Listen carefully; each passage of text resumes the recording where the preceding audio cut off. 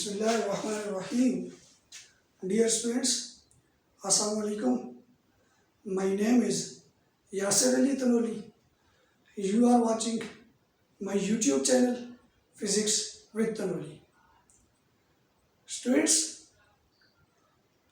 Class first year की physics chapter number 2 हमने start किया हुआ है, वेक्टर्स एंड इक्विलिब्रियम। और आज का जो हमारा टॉपिक है वो हमारे पास है जी rectangular components. Rectangular components of a vector. आज हमने rectangular components of a vector को स्टडी करना है।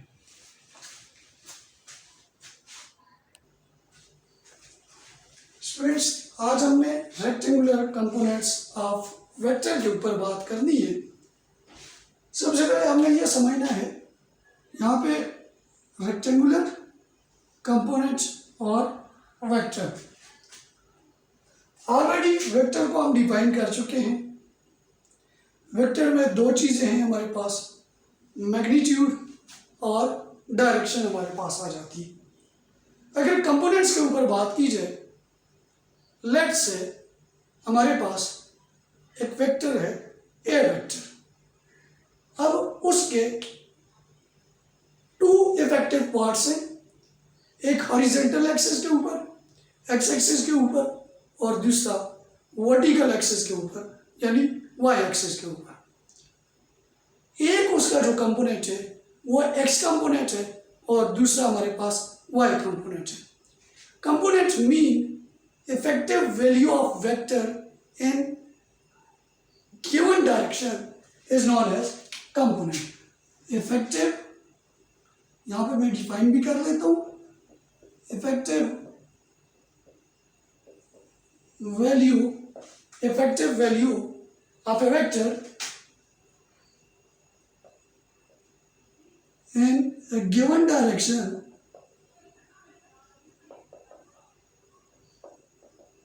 is known as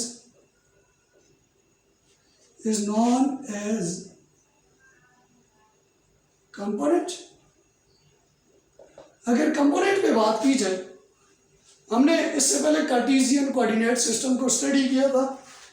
हमने कहा था 2 डायमेंशनल और 3 डायमेंशनल।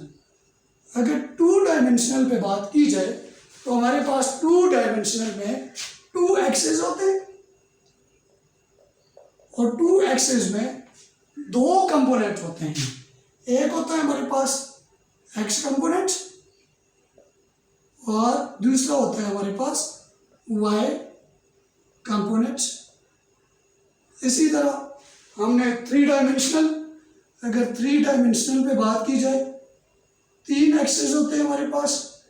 एक हमारे पास एक्सिस के एक्स कंपोनेंट, दूसरा हमारे पास y कंपोनेंट और तीसरा हमारे पास z कंपोनेंट। 3 कंपोनेंट हमारे पास इसके आ जाते हैं, x component, y component and z component. Rectangular components mean एक ही वेक्टर के 2 या 3 components which are mutually perpendicular to each other. यानी अगर मैं 2 डायमेंशनल केस में कंपोनेंट्स पे बात करूं तो मेरे पास एक आ जाएगा एक्स कंपोनेंट और दूसरा मेरे पास आ जाएगा वाई कंपोनेंट। और अगर 3 डायमेंशनल के ऊपर मैं बात करूं तो मेरे पास एक आ जाएगा जी एक्स कंपोनेंट, एक आ जाएगा जी वाई कंपोनेंट और एक आ जाएगा मेरे पास जेड कंपोनेंट्स। अब यहाँ पे क्वेश्चन ये आता है कि कंपोनेंट्स की ज़रूरत क्यों पड़ती है, कंपोनेंट्स की क्यों ज़रूरत होती है। तो उसके लिए देखें, अगर मैं 3 डायमेंशनल कंपोनेंट में बात करूं, अगर कोई ऑब्जेक्ट मेरे पास एक्स कंपोनेंट के ऊपर है तो उस टाइम पे उसका वाई कंपोनेंट भी 0 होगा और जेड कंपोनेंट भी 0 होगा। अगर कोई मेरे पास y कंपोनेंट के ऊपर है तो उस टाइम पे उसका x कंपोनेंट भी 0 होगा और z कंपोनेंट भी 0 होगा। इसी तरह अगर कोई ऑब्जेक्ट मेरे पास z कंपोनेंट के ऊपर है तो उस टाइम पे उसका x कंपोनेंट भी 0 होगा, y कंपोनेंट भी 0 होगा। ये बात तो हमें समझ आ रही है। अब ऐसे भी तो हो सकता है कि कोई ऑब्जेक्ट इन तीनों कंपोनेंट के बीच में पड़ा हो। या मैं 2 डायमेंशनल केस को अगर एक्सप्लेन करूं, अगर ऑब्जेक्ट मेरे पास x कंपोनेंट पे है तो इट मीन उसका y कंपोनेंट 0 है। अगर y कंपोनेंट के ऊपर है तो उसका x कंपोनेंट ऑलरेडी हमारे पास क्या होगा, 0 होगा। लेकिन अगर ऑब्जेक्ट हमारे पास एक्सिस के बीच में, मीन दोनों कंपोनेंट के बीच में है और उसका एंगल ना तो 0 डिग्री है ना हमारे पास 90 डिग्री है, उस टाइम पे उसको रिजॉल्व करते हैं उसके कंपोनेंट में, उसके इफेक्टिव पार्ट के लिए। यानी इफेक्टिव पार्ट कौन सा है, हमारे पास x वाला है या हमारे पास y वाला कंपोनेंट है। मैं एक डायग्राम ड्रा करता हूँ। इसी तरह 2 डायमेंशनल उसमें 2 डायमेंशनल रेक्टेंगुलर कंपोनेंट्स में मैं इसे एक्सप्लेन करूँगा। और 2 डायमेंशनल केस मैं ये डायग्राम बनाता हूँ जी। ये मेरे पास आ गया जी, एक आ गया मेरे पास x एक्सिस और ये मेरे पास आ गया जी y एक्सिस। और मुझे पता है यहाँ से लेके यहाँ तक ये ओरिजिन और ये मेरे पास P आ गया। ये उसकी लेंथ को शो करते हैं और उसकी डायरेक्शन को एक्सप्लेन करने के लिए हम यूनिट वेक्टर ले रहे होते हैं।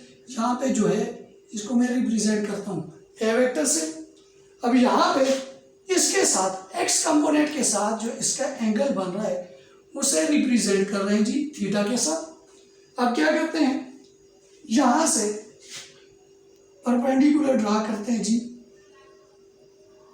x कंपोनेंट पे और इसी तरह इसको यहाँ पे ड्रा करते हैं जी y कंपोनेंट।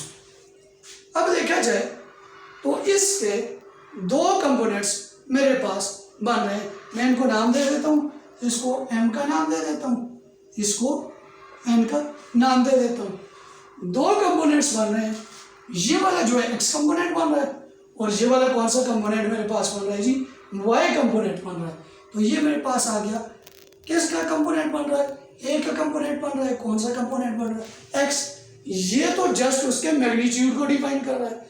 जिस टाइम वेक्टर पे बात करेंगे तो ax के साथ हमारे पास यूनिट वेक्टर क्या हो जाएगा, i यूनिट वेक्टर हो जाएगा।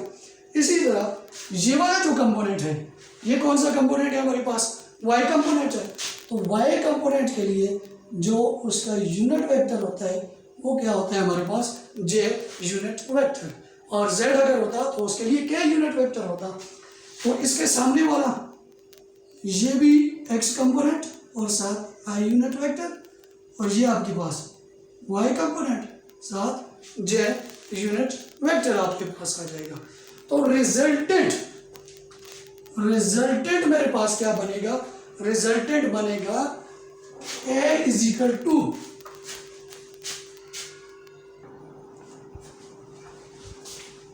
तो then a resultant is equal to axi unit vector plus ay j unit vector.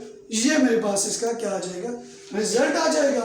और इनके बीच का एंगल जो है ये मेरे पास कितनी डिग्री का है जी, 90 डिग्री का है, mutually perpendicular to each other. यहाँ पे एक क्वेश्चन आ जाता है, what is the value of axi unit vector and what is the value of ay j unit vector. तो इसको फाइंड करने के लिए हम क्या करते हैं जी, ट्रिग्नोमेट्रिक रेशियोज अप्लाई करते हैं। हमें पता है जी cos theta is equal to base divided by hypotenuse. अब बेस क्या है, अब इस डायग्राम को देखें तो बेस हमारे पास क्या आ रहा है जी, axi यूनिट वेक्टर और उसका हाइपोटेन्यूज OPM में मैं ले रहा हूँ। डायग्राम जो मेरे पास मैं ले रहा हूँ OPM ले रहा हूँ। तो उसमें अगर देखा जाए ये मेरे पास बेस आ गई, ये इसका हाइपोटेन्यूज आ गया और ये मेरे पास क्या आ गया जी, परपेंडिकुलर। तो then cos theta is equal to आपके पास बेस आ गई A X I unit vector divided by A, sorry यहाँ पे यूनिट वेक्टर हम नहीं ले रहे क्योंकि हम डायरेक्शन पे बात नहीं कर रहे, हम ए एक्स की वैल्यू फाइंड करना चाह रहे हैं। तो ए एक्स की जो मेरे पास वैल्यू आएगी वो बनेगी जी A X is equal to A cos of theta. A divide हो रहा है और इस साइड आके क्या हो जाएगा, मल्टीप्लाई होगा। इसको इक्वेशन नंबर 2 का नाम दे दें। इसी तरह मैं साइन थीटा का फार्मूला इसके ऊपर अप्लाई करता हूँ जी। Sine theta is equal to perpendicular divided by hypotenuse. Perpendicular हमें पता है जी, हमारे पास क्या है जी, वाई कंपोनेंट, ए का Y component divided by hypotenuse क्या है हमारे पास, ए आ रहा है। Then Y component is equal to, मैं ये साइड पे लिख लेता हूँ, वाई कंपोनेंट के लिए फार्मूला बनेगा A Y is equal to A sine of theta, जबकि एक्स कंपोनेंट के लिए बनेगा A X is equal to A cos of theta. यानी एक्स कंपोनेंट के लिए ये बन गया और वाई कंपोनेंट के लिए ये बन गया और रिजल्टेंट के लिए मेरे पास बन गया जी A X I unit vector plus A Y J unit vector. Resultant भी मेरे पास आ गया और उसका ए एक्स की वैल्यू भी आ गई। इस फार्मूला को लगा के आप ए एक्स की वैल्यू फाइंड कर सकते हैं और ए वाई की वैल्यू फाइंड कर सकते हैं। ए एक्स और ए वाई की वैल्यू फाइंड करने के लिए हमेशा याद रखना है आपके पास मैग्नीट्यूड ऑफ वेक्टर का होना ज़रूरी है और सेकेंडली आपके पास एंगल का होना ज़रूरी है कि कितनी डिग्री का आपके पास एंगल है और सेकेंडली आपके पास उस वेक्टर का मैग्नीट्यूड क्या है। Thank you.